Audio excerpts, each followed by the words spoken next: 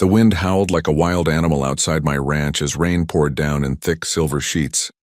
Lightning lit up the sky every few seconds, followed by loud, bone-shaking thunder. The whole town had been warned about the incoming storm, but nobody expected it to hit this hard.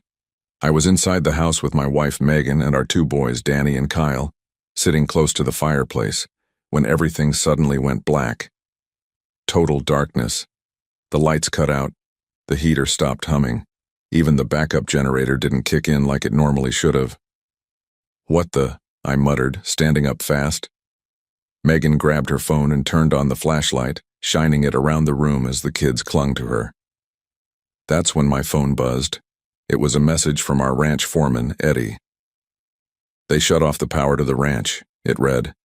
"HOA sent some guys around back with bolt cutters, cut the main line, said you were in violation. Whole ranch is dark. Animals panicking. This storm's bad, boss." I stared at the message, stunned, my jaw clenched. "They did what?" I growled. I rushed to the window and looked out toward the barn. Pitch black, no safety lights, no warmth.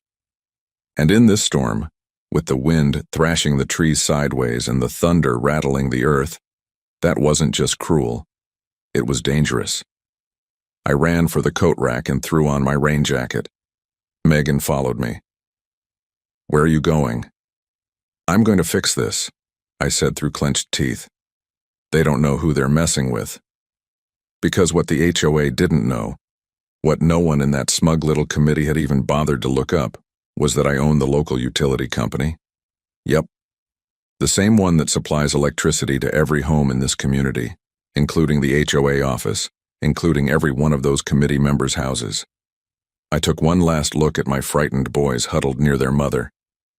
"They want to play dirty?" I muttered. "Fine. Let's see how they like the dark." But just before I opened the door, the wind slammed something hard against the porch. I heard glass break, and then Megan screamed. I turned around, heart pounding, and saw our front window shattered inward, the curtains soaked and flapping wildly in the wind. But I didn't have time to check it out, because headlights were coming up my long driveway, and the car pulling in had the HOA emblem stuck proudly on the side door. What were they doing back here again? And why were two more trucks following them? Now let me take you back to the beginning, how this all started before the storm ever hit. The trouble began 2 weeks earlier when I got a letter taped to the ranch gate. It wasn't mailed. It wasn't handed to me. Someone physically walked all the way to my front gate and taped it there with a bright pink sticker on it, like some kind of childish tantrum. It read, "You're in violation of HOA Rule 47C, non-conforming structure. Remove barn extension or face consequences." I laughed when I first saw it. First of all, my ranch was outside the HOA's jurisdiction. I made sure of that when I bought the land years ago. I didn't want to be bothered by lawn rules or mailboxes painted the wrong shade of beige. Second, the barn extension they were talking about. It was a temporary lean-to we built for some rescued animals we were housing. Strays mostly. Dogs, goats, even a few injured deer the local shelter couldn't care for during the winter. Nothing commercial. Just being kind. I called their office immediately. "This is Jake Foster," I said. "You folks dropped a note on my gate. Just letting you know. You have no authority here. I'm not part of your HOA." There was a long silence on the other end. Then a woman's sharp voice said, "We believe your property is still within the boundaries of the revised HOA map."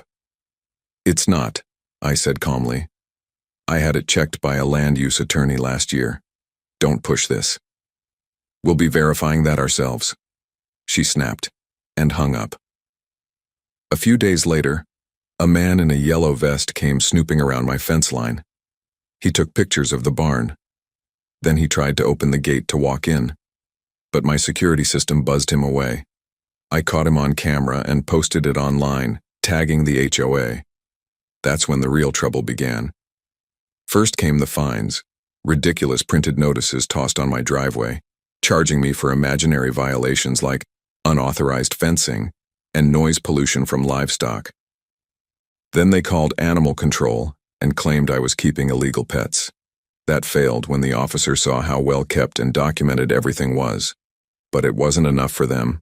They wanted to punish me. I could feel it brewing. The HOA president, a smug man named Randall Knox, even showed up at the local farmer's market while I was selling produce and tried to shame me in front of customers. "You're setting a bad example, Jake," he said loudly. "No one is above the community rules." "Except I'm not part of your community," I said back, smiling.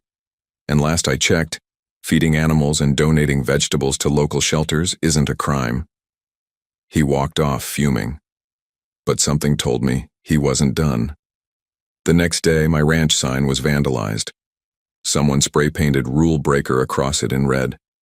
I didn't even report it. I just fixed it and kept working. But now, as I stood by my shattered window watching HOA trucks roll up during the worst storm of the year, with our power deliberately cut, I knew this had gone too far. This wasn't about rules anymore. This was personal. And they had no idea who they'd just picked a fight with. Because when I got elected as chairman of the utility board 2 years ago, I quietly bought a majority share in the company that supplies this entire area with power, water, and maintenance. And now, I was going to flip a switch they'd never forget. But just as I reached for the door again, ready to confront whoever stepped out of those trucks, my phone rang. It was Eddie shouting over the wind. "Boss, the animals are breaking fences, one of the bulls is loose, and the barn roof just flew off." I froze. This wasn't just about revenge anymore. People and animals could get seriously hurt, and I had to decide, do I go outside and confront the HOA first, or do I head straight to the barn and save what matters most? And then came the loudest crash yet, followed by the sound of tires skidding, and a scream. A real one, from just outside the house. The scream outside jolted me like an electric shock.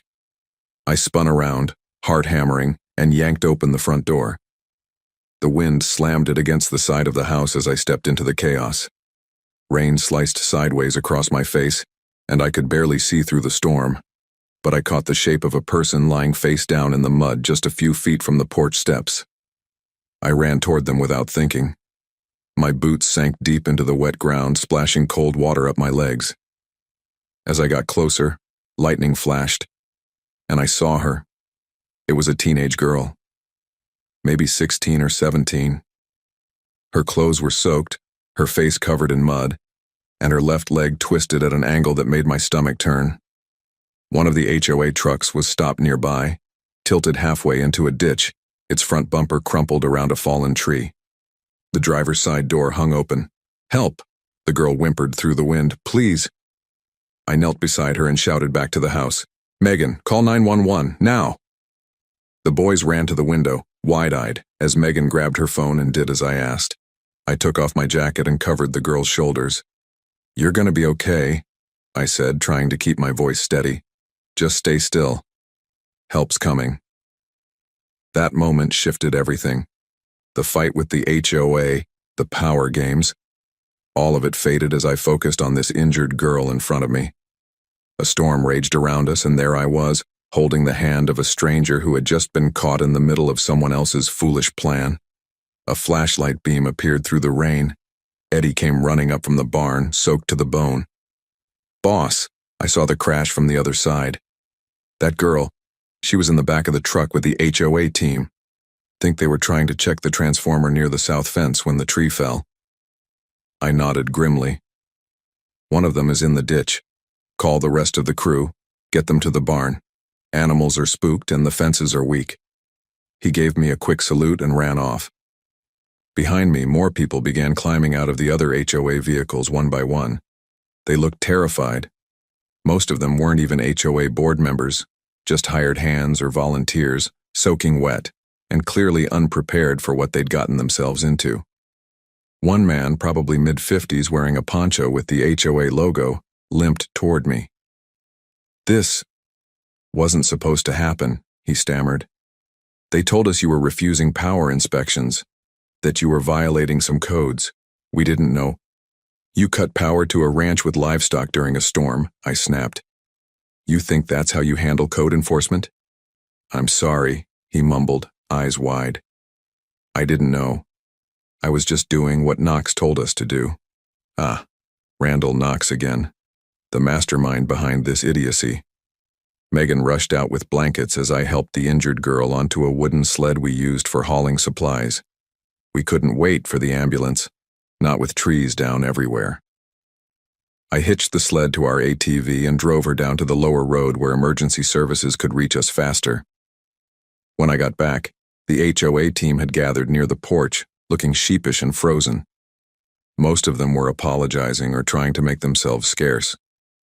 But Randall Knox, nowhere to be found. The coward had disappeared. I stormed back into the house and grabbed my phone. Enough was enough.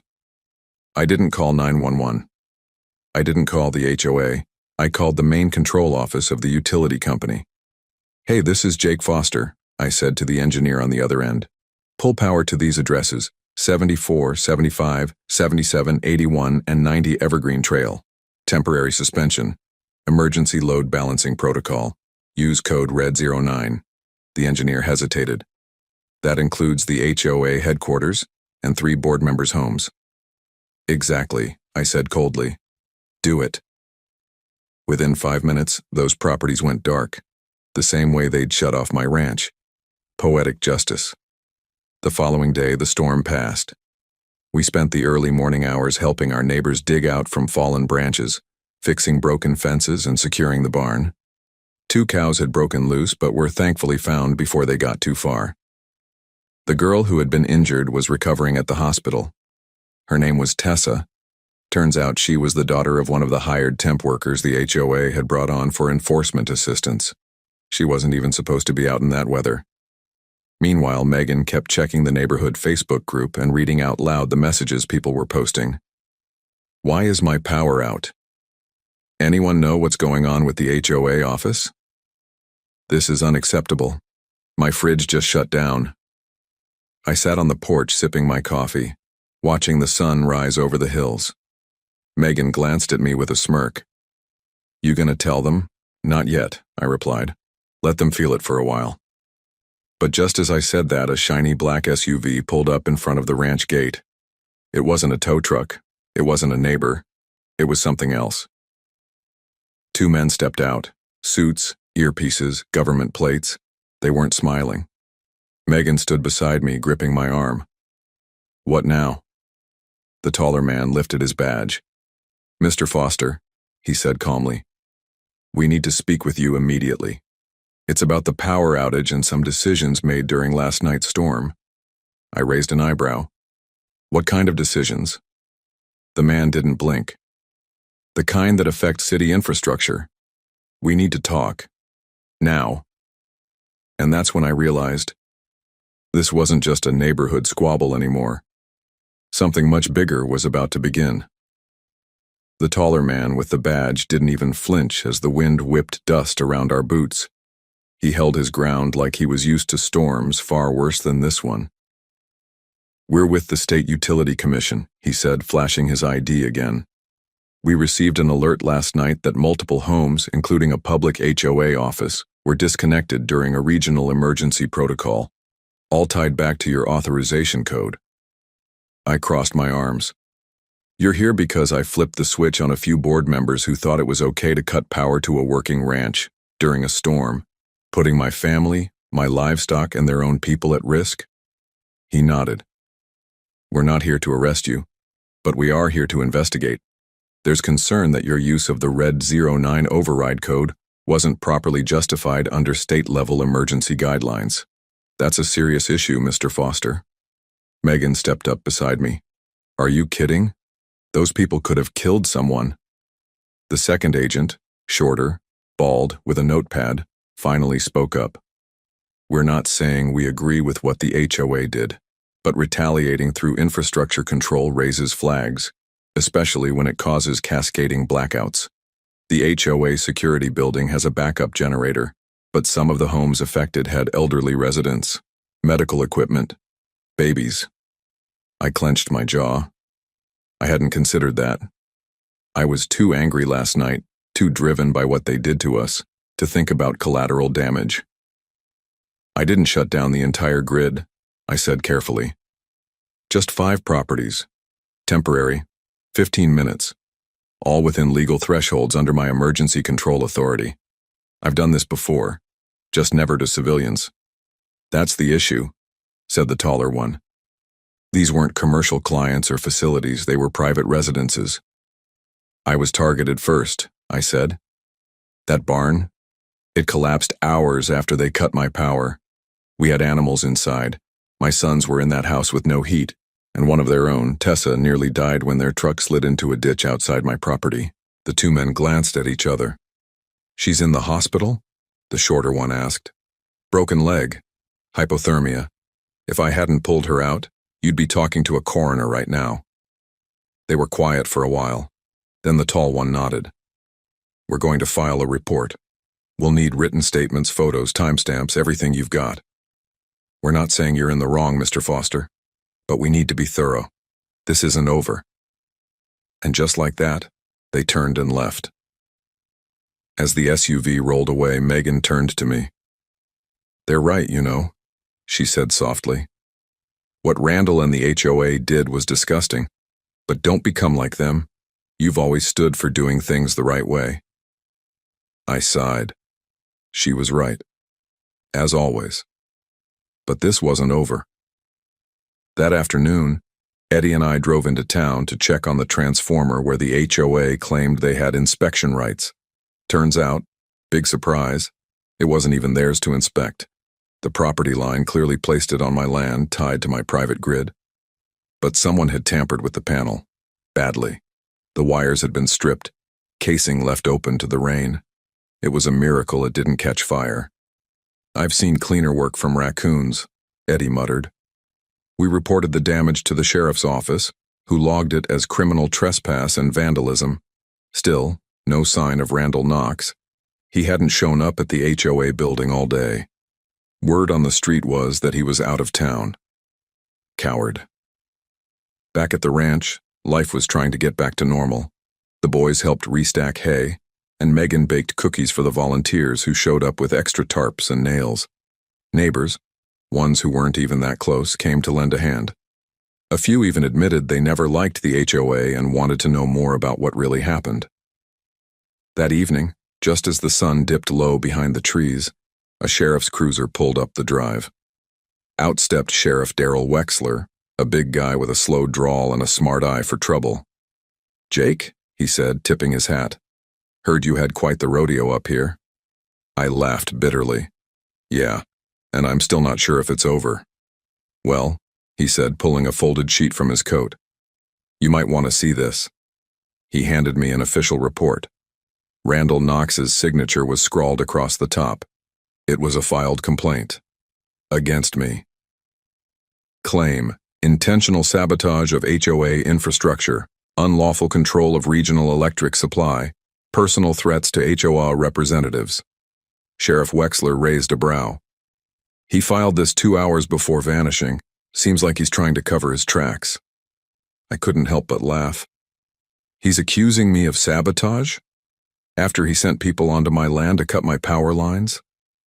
Wexler folded his arms. "We're launching an official investigation, but I'll tell you straight. I've known you for years, Jake. You're the guy who donates eggs to the food pantry and mows old Miss Clara's lawn when her kids forget to visit. But this is politics now. HOA board's full of snakes. Knox has friends in places you don't want to meet." I stared at the complaint form for a long moment. "Let them dig," I said. "I've got video, I've got evidence, I've got a hospital report from the girl they endangered. They want to play dirty? I've got cleaner hands and a bigger file." The sheriff nodded. "Just don't let it drag you down. You've got good folks depending on you."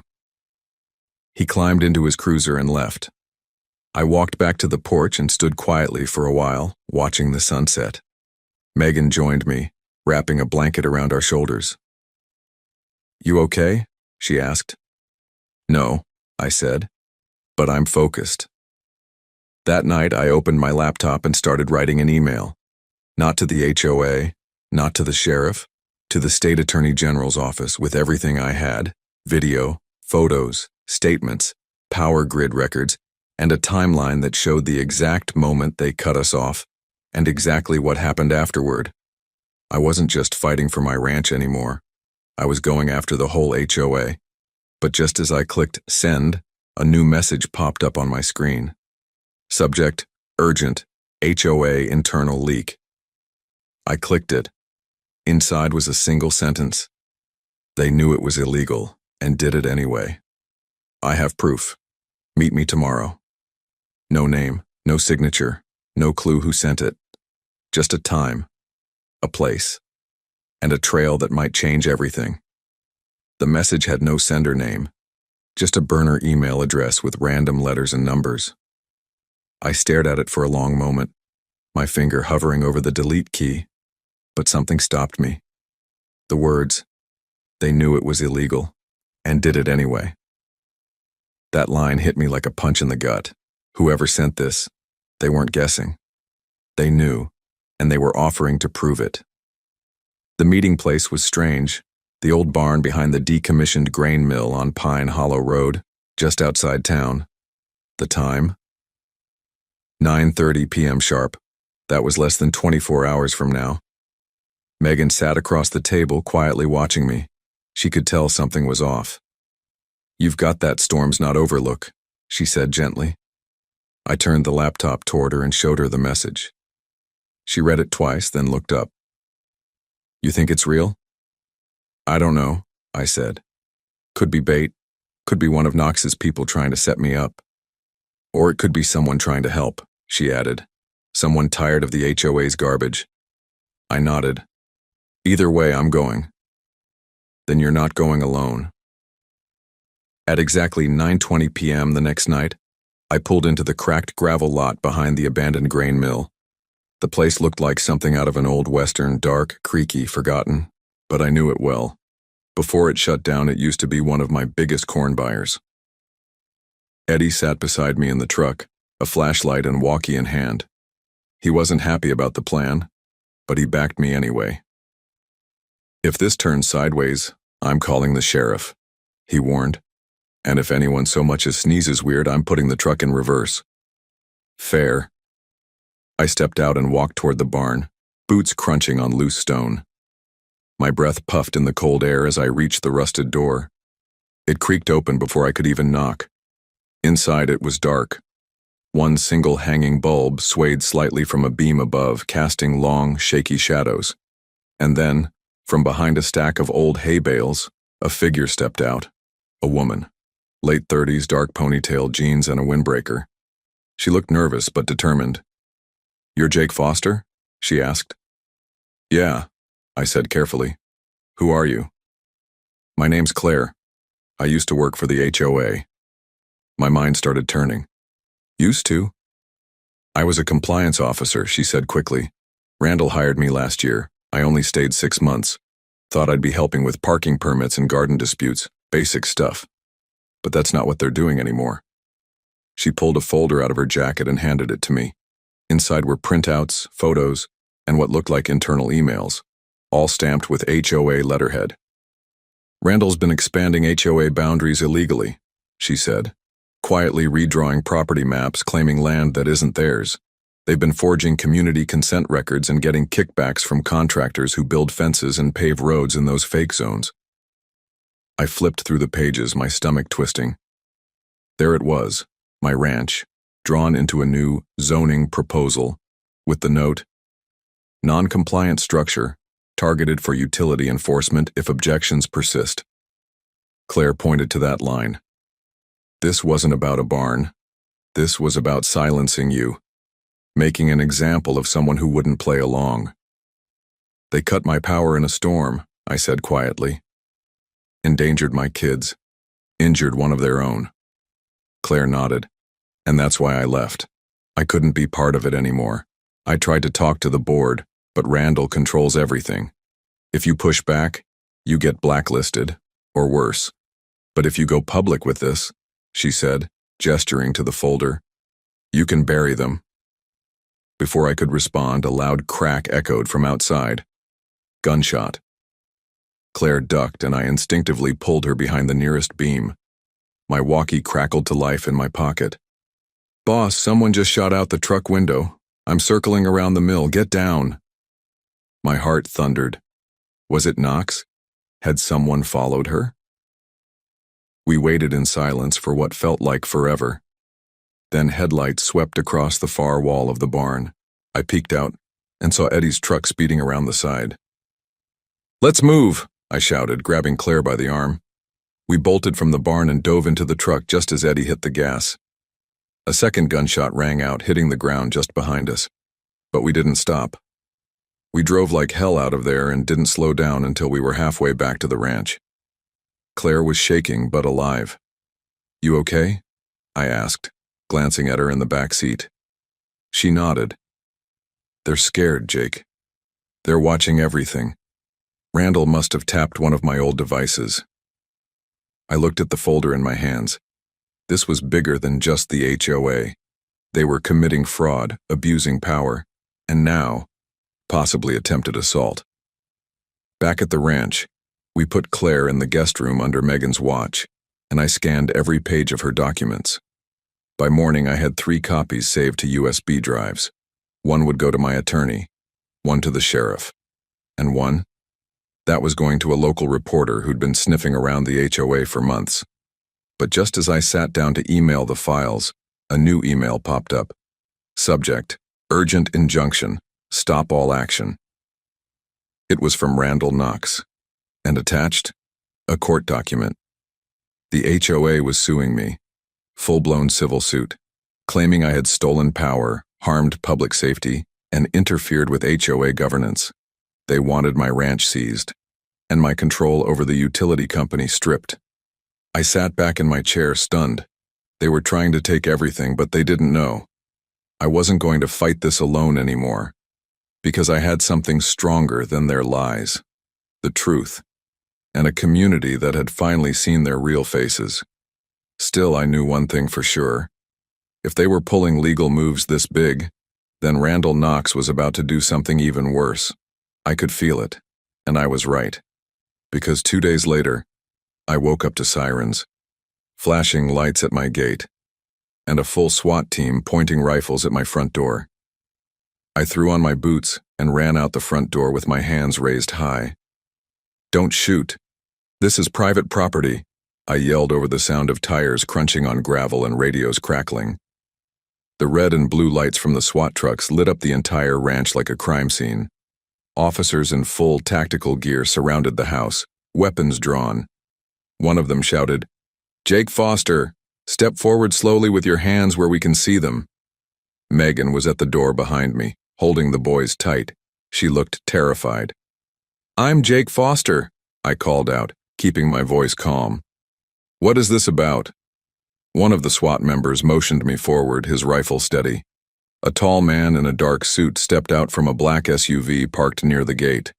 He looked like a lawyer straight off a crime show. Expensive shoes, slicked back hair, a leather folder tucked under one arm. "I'm Robert Glenn," he said as he walked toward me, flanked by 2 officers. "I'm the court-appointed receiver. As of this morning, by emergency injunction, this property is under HOA supervision until pending legal matters are resolved." "What legal matters?" I asked, gritting my teeth. "The HOA filed an emergency lawsuit," Glenn said smoothly. "They claimed you illegally accessed and manipulated utility infrastructure, endangering the public. The court agreed that temporary control needed to be established. This ranch, the house, and all connected properties are frozen, effective immediately." "You sent a SWAT team for that?" I growled. "It was a precaution," Glenn replied coldly. "There were claims of threats, unauthorized firearms, and unstable livestock conditions. The judge felt it warranted action." I could feel my blood boiling. This was Randall's doing, a desperate move from a desperate man. And now my wife and kids were watching our home get invaded like we were criminals. "I have proof this is retaliation," I said, barely holding it together.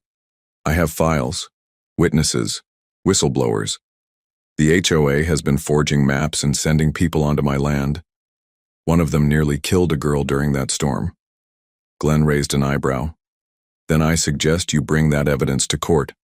In the meantime, you and your family need to vacate the house until the receiver completes a full inspection." "Where are we supposed to go?"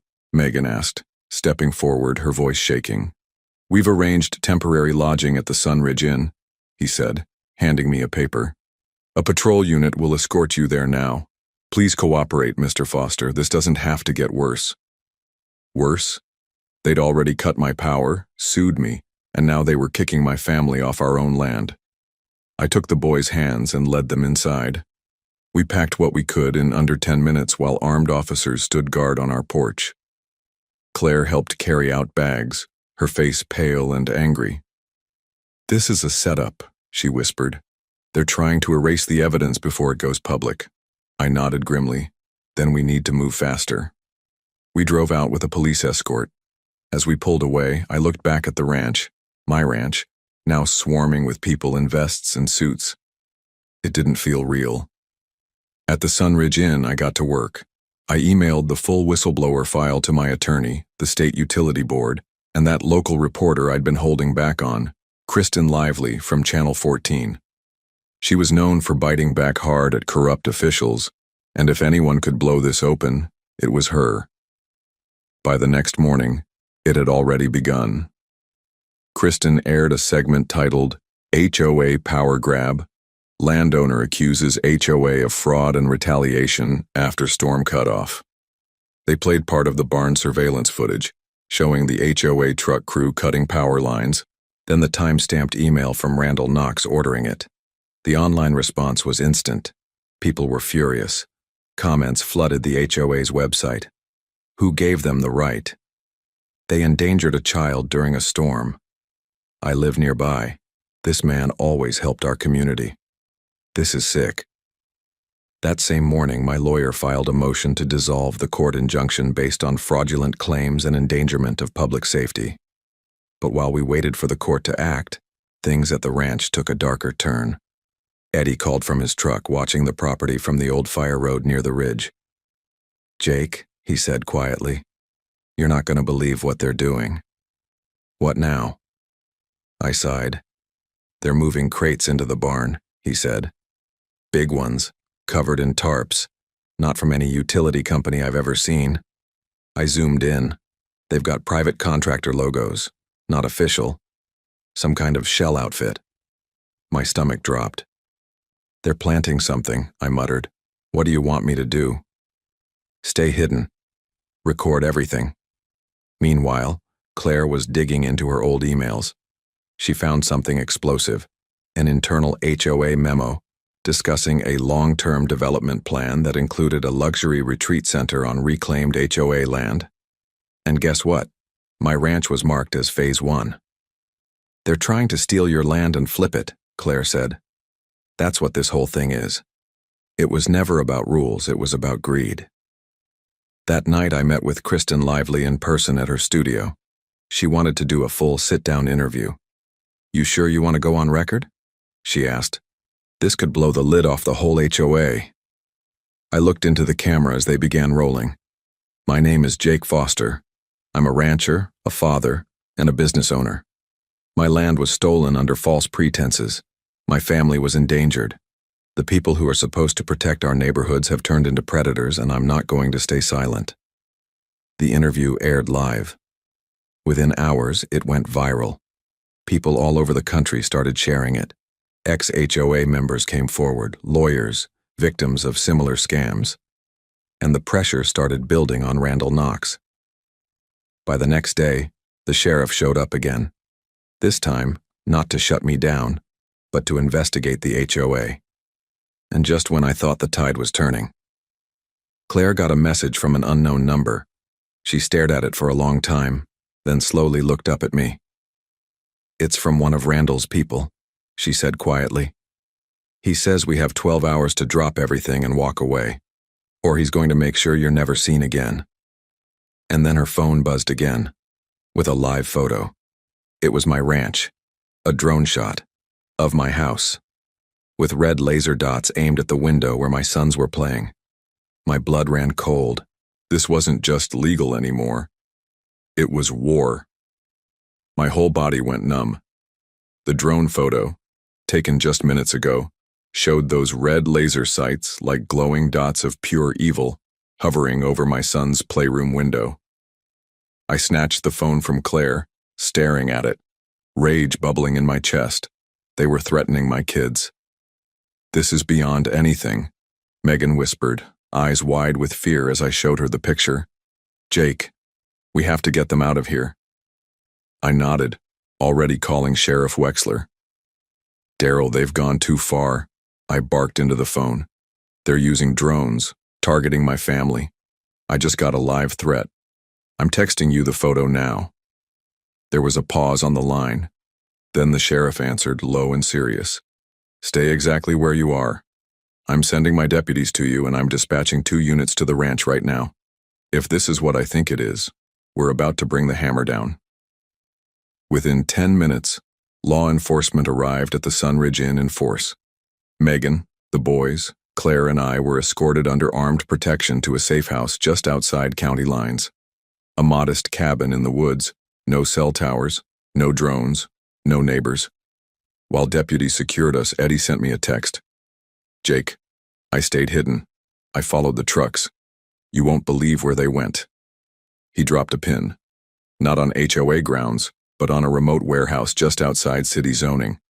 A place known for shady dealings. No cameras, no paperwork. I forwarded the info to Wexler, who already had a warrant ready thanks to Kristen's story and the stack of evidence we'd shared. The sheriff was tired of the HOA's reign of fear, and with this drone threat, they had crossed a line even the most corrupt judge wouldn't defend. Meanwhile, Kristen's second interview aired that night. This time she included Claire and the screenshots. The fake HOA expansion map, the altered land use documents, the financial records showing kickbacks to board members from shady construction firms. Claire's testimony on live TV was calm, steady, and absolutely damning. "The man behind all of this," she said, "is Randall Knox. He has been orchestrating a land grab disguised as code enforcement, and when Mr. Foster refused to give in, they retaliated." Across the nation, outrage exploded. Free. The ranch trended online. Civil rights attorneys offered their services for free. Even a U.S. senator commented, demanding the HOA be investigated for abuse of power and endangering citizens. The next morning, just after dawn, the sheriff's department raided the warehouse Eddie had tracked. What they found? Enough to shatter the HOA's operation permanently. Stacks of equipment, surveillance drones, bolt cutters, forged signage, blank HOA violation slips, even a binder labeled ranch strategy. Inside it, pictures of my house, my barn, my family. That was it. Game over. Wexler moved fast. Randall Knox was arrested later that evening trying to flee the state. He was found at a private airport with a duffel bag stuffed with cash and fake IDs.